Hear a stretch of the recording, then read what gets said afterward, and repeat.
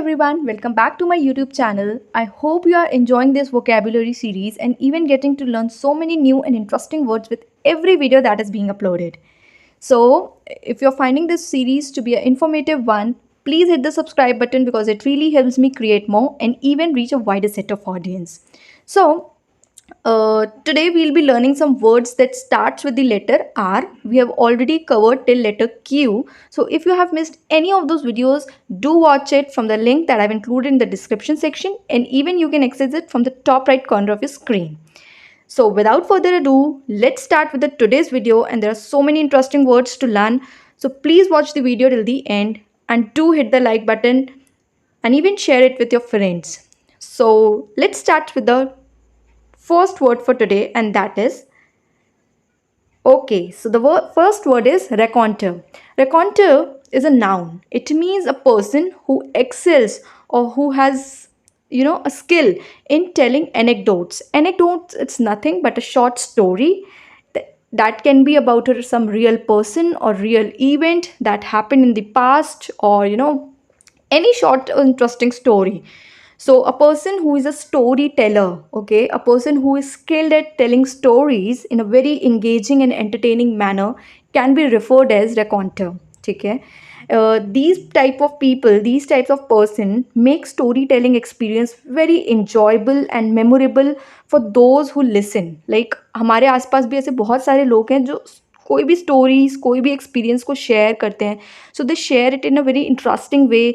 Like उस event को उन्होंने कैसे देखा और क्या वहाँ से स्टोरी फ्रेम की, वो एकदम एक इवेंट को किस तरीके से स्टोरी में फ्रेम करना है, दो नो इट वेरी वेल, है ना. तो सुनने में भी हमें बड़ा मज़ा आता है. So these types of people who are good story tellers are known as raconteur. ठीक है. So it can pronunciation might seem difficult, but धीरे धीरे आप प्रैक्टिस करोगे so it will come. It is pronounced as raconteur. ठीक है, raconteur. Now moving on to the example for this particular word, and I hope you will get it and understand it in a better way. So example is here I have taken is, even in his old age my grandpa remained a charming raconteur, captivating his grandchildren with enthralling stories from his youth. बहुत सारे लोगों के घरों में ऐसा होता है जो ग्रैंड पेरेंट्स होते हैं, right, even your mother and father. तो उनके टाइम में, उनके बचपन में, उनके यूथ स्टेज में, when they were teenagers and adults, so उस टाइम के एक्सपीरियंसेस और इवेंट्स को एक स्टोरी के फॉर्म में when they present it, right, they present it in a very great and detailed way, है ना. So that's what I am talking about in this example. So they are a real life examples of being और called a raconteur. ठीक है. So moving on to the second word for today, and that is rampage. ठीक है. Rampage is a verb which means to rush about wildly or to storm. To make it easy for you, let me tell you that rampage is something which is violent, ठीक है, which is uncontrollable. तो कोई action या कोई behaviour आपका which is violent and it is causing harm or destruction in any form, that is referred as rampage. ठीक है. तो ये जो वर्ड है ये दो सिनारियोज़ में यूज़ होता है या अप्लाई होता है. ठीक है. फर्स्ट इज़ फिज़िकल डिस्ट्रक्शन, जिसमें बिल्डिंग्स वगैरह तोड़ दो, ये मतलब जो फिज़िकली जो चीज़ें हैं उनको, उनका डिस्ट्रक्शन, उनको हार्म. और दूसरा होता है फिग्यूरेटिव सिचुएशंस में, right, where someone's emotions are out of control and it is causing harm. For example, a drunk person, ठीक है, causing harm to his or her family. ठीक है. So that is in that case also this word can be used. So rampage is nothing but a violent or uncontrollable behavior that is causing harm or destruction. Let's see the example and you will understand it better. The protesters went on a rampage, toppling statues, vandalizing government buildings to express their frustration and demand change. ठीक है. तो riots वगैरह जो हो जाते हैं, ठीक है, उसमें कितना सारा डिस्ट्रक्शन होता है, हार्म पहुंचता है लोगों को, चीज़ों को, and that is why it is referred here as rampage. I hope you get this word. If you have any doubts and queries, feel free to comment down, right? I'll be glad to answer them. Moving on to the third word for today, and that is ramshackle. Ramshackle means, it's an adjective first of all, and it is used for some badly constructed or organized things, and it also means tumble down. ठीक है. So this particular word ramshackle, it conveys the idea that something is poorly constructed, poorly organized, it or is in a state of chaos और disorder. सब इतर बितर है, सब कुछ कुछ भी एक ऑर्डरली वे में नहीं है. That can be referred as ramshackle. ठीक है. It is often use to describe some building, structure, house और इवन सिचुएशंस, ठीक है, that are in state of neglect और डिसएरे. तो कोई ऐसी सिचुएशंस जो एकदम नेग्लेक्ट स्टेट में है, ठीक है, या फिर something which is poorly organized, poorly constructed, it can be referred as ramshackle. Adjective ramshackle can be used for it. Let's see the example. The group of friends stumbled upon a ramshackle hut deep in the forest, wondering who could have lived there. तो यहाँ पे एक हट के लिए adjective use हुआ है ramshackle. Why? Because it was badly constructed, टूटा फूटा अंदर से, ठीक है, ऑर्गेनाइज्ड नहीं था. सो that's why the word ramshackle is being used. Moving on to the fourth word for today, and that is ravenous. Ravenous is an adjective again. It means intensely hungry. ठीक है. तो it is often used to characterize a strong desire or craving for food. ठीक है. But ज़रूरी नहीं है कि यह हमेशा फूड और स्टार्विंग स्टेट को ही वो करे, व्हाट डू यू से, रिप्रेजेंट करे. ठीक है. इस कॉन्टेक्स्ट, फूड के कॉन्टेक्स्ट में बस ये यूज़ नहीं होता है. It can also be used metaphorically to describe जब आप किसी चीज़ को बहुत इंटेंसली, ठीक है, चाहते हो. ठीक है. यू हैव स्ट्रॉन्ग डिज़ायर और craving for something other than food.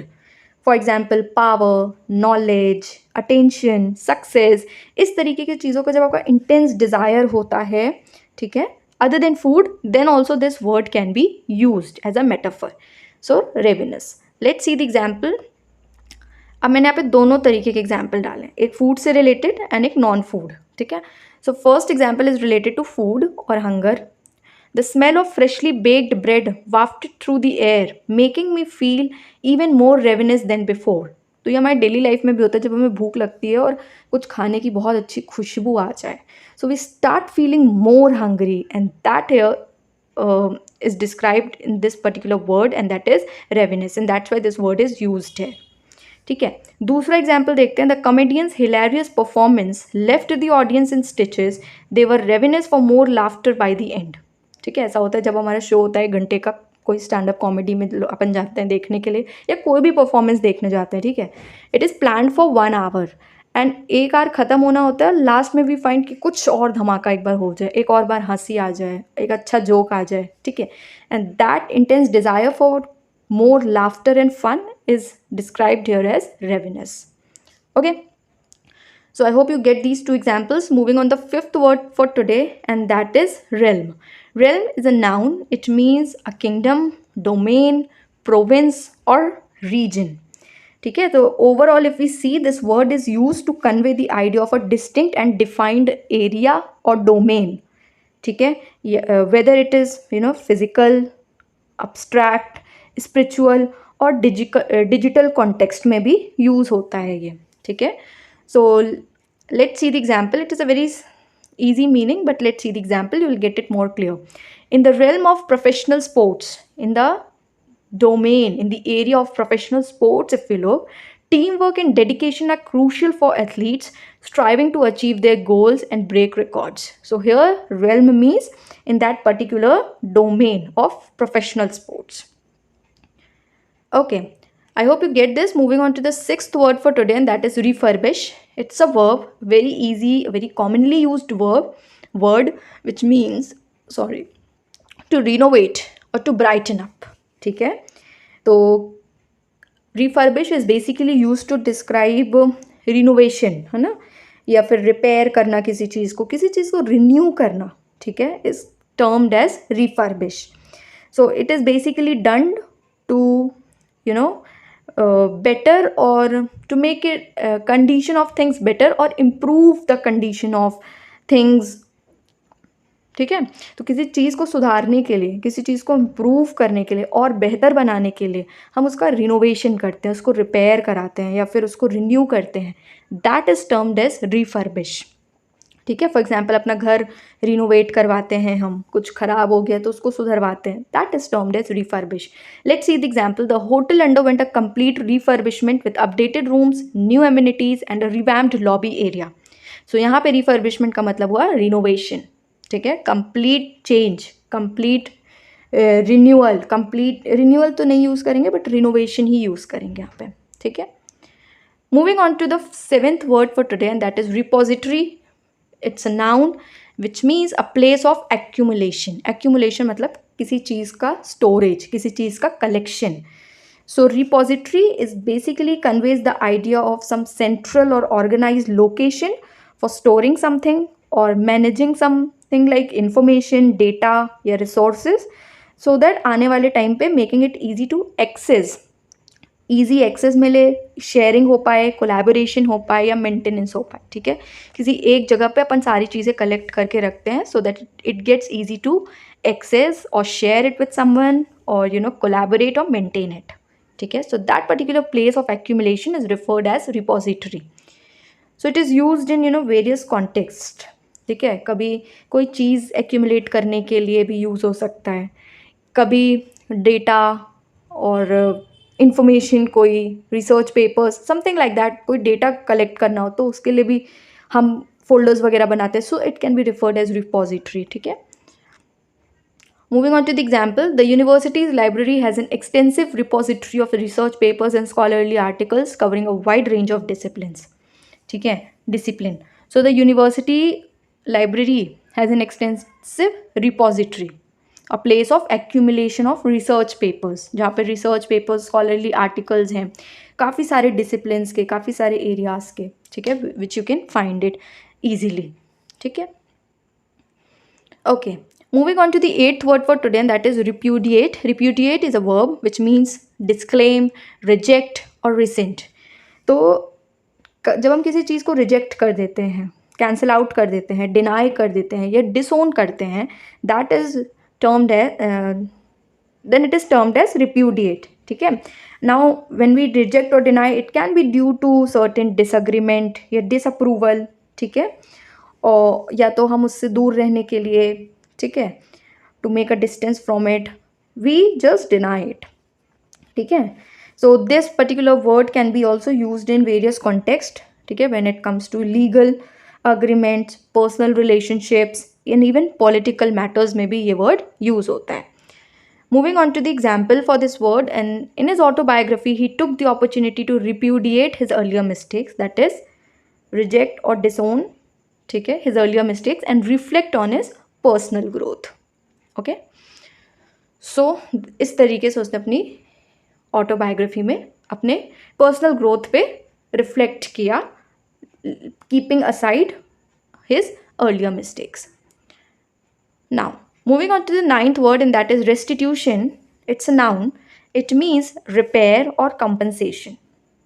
ठीक है, so basically restitution refers to the act of restoring, returning और compensating for something that has been lost, damaged और टेकन अवे.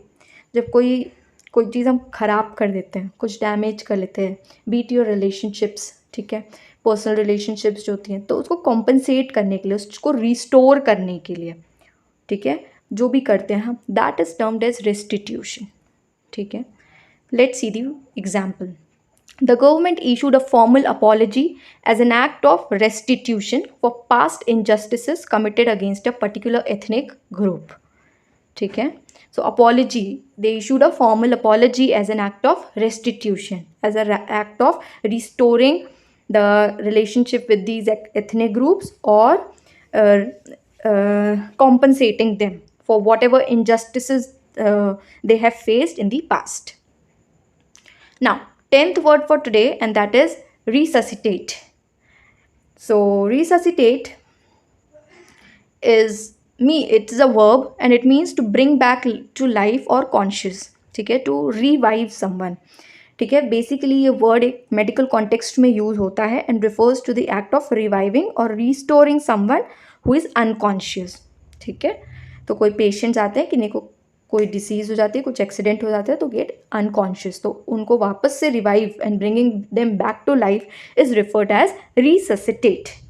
नाउ बेसिकली यहाँ medical context में use होता है जैसे मैंने बताया, बट मेटाफोरिकली अगेन ये रिवाइटलाइज करने के लिए, रिवाइव करने के लिए कुछ भी यूज़ हो सकता है. ठीक है, कोई चीज़ जो डिक्लाइन हो चुकी है या स्टेगनेंट स्टेट में है या वीक हो चुकी है, उसको वापस से रिवाइव करना भी हम रिससिटेट बोल सकते हैं. For example a dying business, ठीक है, अ निगलेक्टेड रिलेशनशिप और समथिंग लाइक एक कोई अबैंडन्ड लाइफ प्रोजेक्ट है. ठीक है, तो उसको वापस से उसी एनर्जी के साथ वापस लाना, ठीक है, bringing new life and energy to it can be referred as resuscitate. Let's see the example. The company's new marketing strategy was able to resuscitate the brand image and attract a younger audience. बहुत होता है ये, बहुत सारी companies में होता है, बहुत सारे प्रोडक्ट्स के साथ होता है. ठीक है, कि उनकी पूरी ब्रांड इमेज हिल जाती है. फॉर एग्जाम्पल कैडबरी का डेयरी मिल्क वाला जो केस स्टडी था, राइट, फ्यू ईयर्स बैक. सो उस पर्टिकुलर ब्रांड इमेज को वापस लाने के लिए जो भी किया जाता है, bringing a new marketing strategy, so it was able to bring back to life the brand image. ठीक है, and attract a wider set of audience. Moving on to the 11th word for today, and that is retrench. It is a verb. It means to cut down expenses. Simple and easy. बहुत ये business context में, economics और finance में ज़्यादा use होता है word, which means to cut back, reduce और curtail expenses, spending. ठीक है, अपनी स्पेंडिंग और एक्सपेंसेस को कम करना. ठीक है, as a means to save more money और रिसोर्सेज. ठीक है, so this is what retrenchment or retrench means. Let's see the example. In an effort to protect the endangered species, the conservationist proposed to retrench human activities in sensitive ecosystem. Retrench मतलब to cut down और reduce human activities, क्योंकि human activities के वजह से बहुत hamper होते हैं हमारे natural resources, wild life and all that. So उसकी वजह से they have proposed plan to retrench human activities in sensitive ecosystems. Moving on to the 12th word, and that is reverberate. It is a verb which means to echo or to resound. ठीक है, reverberate simply means to resonate or have a lasting impact or effect. For example, जब हम बहुत ऊंचाई में पहुंचते हैं किसी पहाड़ या हिल के, and we say clap our hands or we say something, वो वापस रिटर्न होके आता है धीरे धीरे धीरे धीरे, फिर वो कम होता जाता है. ठीक है, तो इसका मतलब बस ये होता है कि हैविंग अ लास्टिंग इम्पैक्ट और इफेक्ट. अगर हम ब्रॉडर सेंस में बात करें तो this word can refer to any situation. ठीक है, वेयर अ सर्टेन इन्फ्लुएंस और effect spread outwards and has an ongoing impact. लंबा इम्पैक्ट पड़ता है किसी चीज़ पे जब. ठीक है, let's see the example. The artist's innovative use of colors and textures caused her work to reverberate with emotion, leaving a lasting impression on all who viewed it. ठीक है, तो कोई चीज़ ऐसी होती है जो हमारे दिमाग में एक लंबा इंप्रेशन छोड़ के चल जाती है, काफ़ी दिन तक हमें याद रहती है. That is termed as reverberate. These are interesting words. Even while researching for these words, I was getting to learn a lot, and I hope same is happening with you. ठीक है, तो अब 13th वर्ड है हमारे पास. आज थोड़ा अपन धीरे धीरे चल रहे हैं, बट नो इश्यूज़, बस समझ में आने चाहिए. ठीक है, and bring it these words to your usage. So 13th word is rever. Rever is a verb which means to regard with a high respect or honor. When we regard something with great respect, admiration or awe is referred as rever. So rever is, the word implies a sense of admiration, ठीक है, and veneration that are often associated with strong feeling or reverence or awe.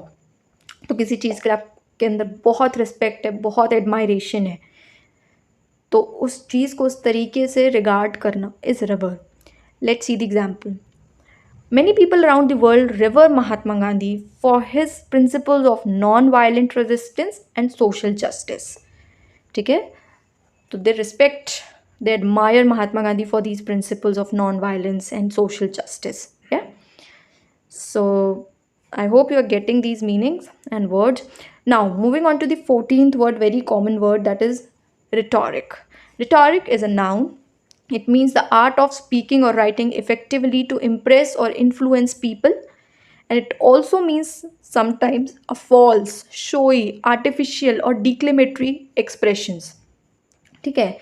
तो rhetoric is something which makes use of various techniques like persuasive speech, writing or other forms of discourse, ठीक है, to make it interesting and easy to influence people or audience, ठीक है. And also it is use in a wide range of context, ठीक है. Public speaking में, writing में, advertising में, politics में इवन यूज़ होता है, लिटरेचर में यूज़ होता है. Let's see the example. The politicians persuasive rhetoric swayed the opinions of many undecided voters, right.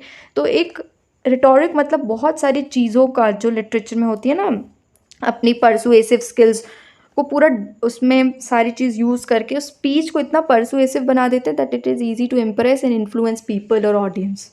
Advertising में भी बहुत यूज़ होता है ये. सो समटाइम्स ये फॉल्स भी होता है ना. हम ऐसी चीज़ें उसमें इंक्लूड कर देते हैं जो बहुत ही शोई होती हैं, फॉल्स होती हैं, जस्ट टू अट्रैक्ट ऑडियंस, ठीक है. तो ये पॉलिटिक्स में आपको बहुत मिलेगा, एडवर्टाइजिंग में बहुत मिलेगा. So that is the word here, rhetoric. Moving on to the 15th word and that is rummage. It's a verb and it means a thorough and an overhauling search. जब हम किसी चीज़ के लिए एक बहुत ही अनटाइडी मैनर में, बहुत ही disorderly manner में किसी चीज़ को ढूंढते हैं, सर्च करते हैं किसी चीज़ के लिए, ठीक है, तब ये वर्ड हम यूज़ कर सकते हैं, दैट इज़ रमेज, ठीक है. तो this term is often associated with somewhat chaotic और अनऑर्गेनाइज्ड सर्च. फॉर एग्जाम्पल देखते हैं. एग्जाम्पल्स आपको बहुत अच्छे से समझ में आ जाएगा. She began to rummage through her closet searching for her missing pair of socks. For example, we need to go to a party and we are going to a party actually, and एक socks मिल गया है, एक socks कहीं गुम गया है, ठीक है क्लोजेट में ही, अपने अलमारी में ही है. सो वी किस तरीके से हम उस सॉक्स को ढूंढते हैं. We have only 5 minutes left, cab is on the way, ठीक है. तो हम किस तरीके से ढूंढते हैं, बहुत ही गंदे तरीके से, सब बितर बितर करके सारे कपड़े इधर उधर फेंक देते हैं. That type of search is referred as rummage. I hope you get it. So yeah, this it's all for today. Let's see the assignment part of the day. So 5 words that you have to research on for today is: first is relinquish, it's a verb. Renegade is a noun. Reprimand is a verb. Rife is an adjective, and rustic is an adjective. They're very interesting words. Search for them and let me know in the comment section what their meaning is. I hope you enjoyed this session. So thank you for watching. Please like, share and subscribe to the channel. And yeah, happy learning. See you in the next video.